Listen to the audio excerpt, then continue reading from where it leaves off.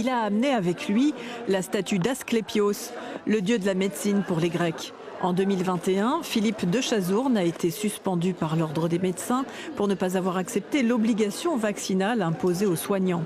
Aujourd'hui, il publie un livre sur l'histoire de ces soignants écartés. Je viens de sortir mon premier livre, qui est un livre de témoignages de soignants à qui on a interdit d'exercer faute d'accepter cette obligation des injections vaccinales. Ce sont des vies brisées, mais qui malheureusement ne soigneront plus les patients parce qu'ils ont maintenant d'autres vies. Ce sont des dizaines de milliers de patients, de dizaines de milliers de soignants que concerne cet ouvrage. Fan du docteur, la conteuse Ketty Lisador vient lui remettre une décoration, une bébête bon Dieu. À mon grand dallon, Philippe de Chazourne, grand résistant Covid, parce que ça c'est le symbole de la résistance Covid. En retour, il l'invite à sa conférence à la médiathèque de Saint-Leu le 26 mai prochain. Et puis, un autre homme vient saluer l'auteur. C'est Jean-Michel Jacquemin-Raffestin. Lui aussi donne des conférences et lui aussi a déjà publié sur le Covid et la gestion de la pandémie. Son deuxième tome, intitulé « Ne leur pardonnez pas, ils savent très bien ce qu'ils font », vient de sortir. Ça, c'est le chapitre sur les effets secondaires.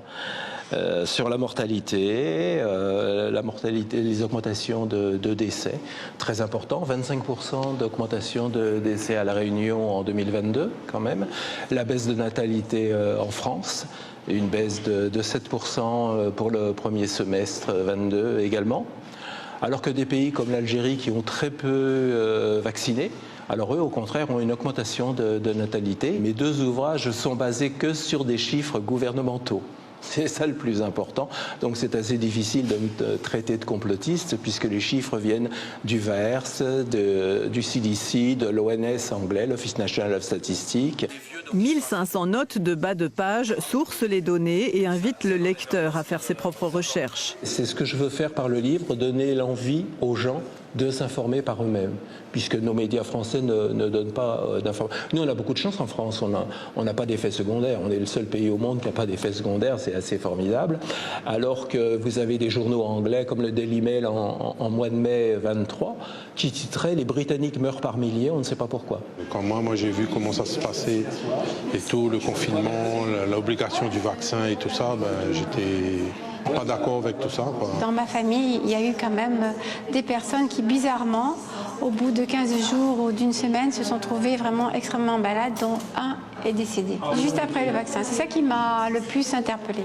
Jean-Michel Jacquemin-Raffestin a commencé à mettre en doute la parole d'État lorsque le nuage de Tchernobyl s'est arrêté à la frontière. Il n'est pas très confiant pour l'avenir. L'OMS s'apprête à proposer un accord, le nouveau règlement sanitaire international, qui passera au-dessus des lois de chaque pays.